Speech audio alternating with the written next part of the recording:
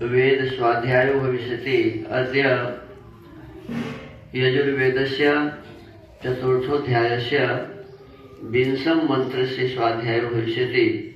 स्वाध्यायमान मन्त्रस्य अनुत्वा माता मन्यता मनु इत्येतानि प्रथमानि पदानि सन्ति। अब वेद स्वाध्याय होगा। आज यजुर्वेद के चौथे अध्याय के 20वें मंत्र का स्वाध्याय किया जाएगा। स्वाध्याय किए जाने वाले मंत्र के अनुत्वा माता मन्यता मनु ये प्रारंभिक पद हैं। ओम अनुत्वा माता मन्यता मनु पितानु भ्राता सदर्भ्योनु सखा सयुध्यः सा देवी देवमच्छे इंद्राय सोमपुरुद्रस्त्वा वर्तयतु स्वस्ति सोम सखा पुनरेहि। इस मंत्र के ऋषि हैं अनुद्वेत्यस्य वत्स ऋषि। वाग विद्युतो देवते पूर्वार्धस्य साम्नि जगति छन्दः निषादः स्वरः उत्तरार्धस्य भूरिगार्षुक निश्छन्दः ऋषभः स्वरः पुनस्ते दृश्या विद्युत दृश्यते। फिर वह वाणी और बिजली कैसी है, इस विषय का उपदेश अगले मंत्र में किया है।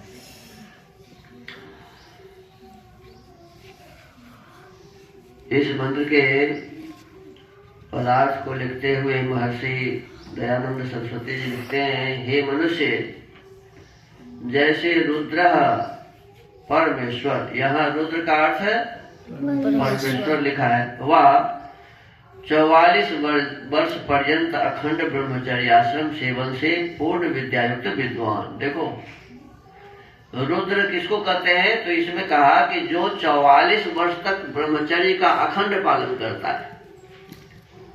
ध्यान दो, जो 44 वर्ष तक अपने शरीर से वीर्य को बाहर नहीं निकलने देता, ऐसे ही व्यक्ति दयानंद बनता है।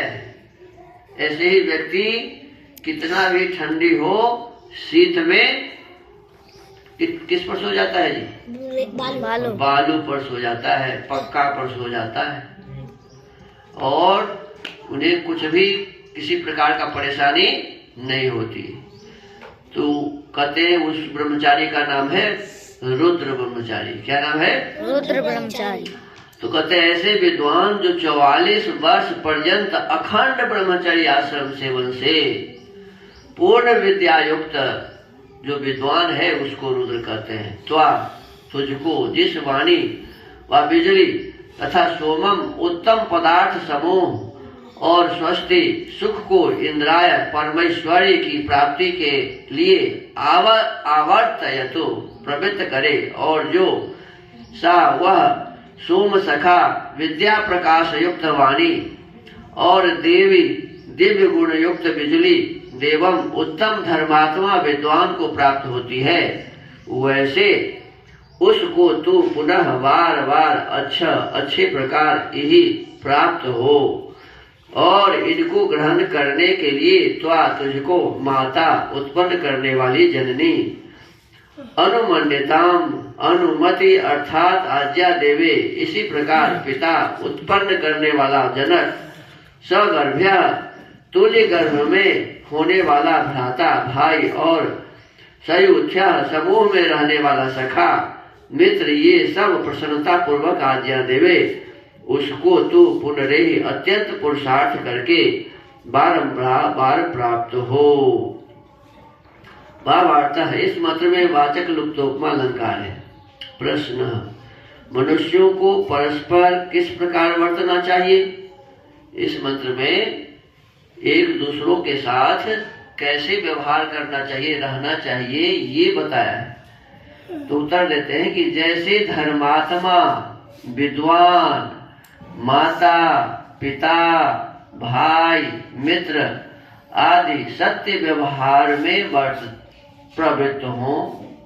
ध्यान दो, क्या कह रहे हैं कि जैसे धर्मात्मा व्यक्ति काम करते हैं, जैसे विद्वान कार्य करते हैं, जैसे माता समझदार माता पिता कार्य करते हैं, जैसे बड़े भाई और हमारे जो अच्छे मित्र हैं वो जिस प्रकार से समाज में एक दूसरों के साथ सत्य व्यवहार करते हैं, क्या करते हैं?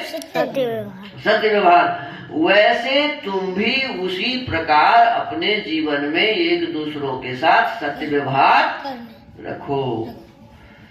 वैसे पुत्रादि और जैसे विद्वान धार्मिक पुत्रादि धार्मिक व्यवहार में बढ़ते वैसे माता पिता आदि को भी बरतना चाहिए।